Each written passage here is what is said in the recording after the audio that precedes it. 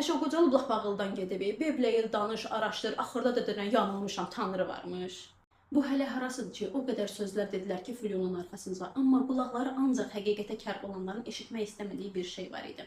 Flü deyirdi ki, mən ömrüm boyu hara aparmağından asılı olmayaraq sübutların arxasınca getmək lazımdır demişəm və məni bu nəticəyə gətirib çıxaran arxasınca getdiyim sübutlardır. Yəni Flü ömrü boyu qara deyib qəfildən ağı deyə qışqırmamışdı ki, bu adamın başına hava gəlib, dəlidi, qocalıb deyəsən. O sübutların arxasınca getmişdi və gəlib bu nəticəyə çıxmışdı. Nəticəsini elan edəndən sonra elədiyi ilk şey daha əvvəl yazdığı Tanrı və fəlsəfə kitabının başlığına, ön hissəsinə geniş bir ön söz yazıb bu yazdıqlarımdan sonra gəldiyim nəticə bax budur olmuşdu. İkincisi bu kitabı yazmaq oldu.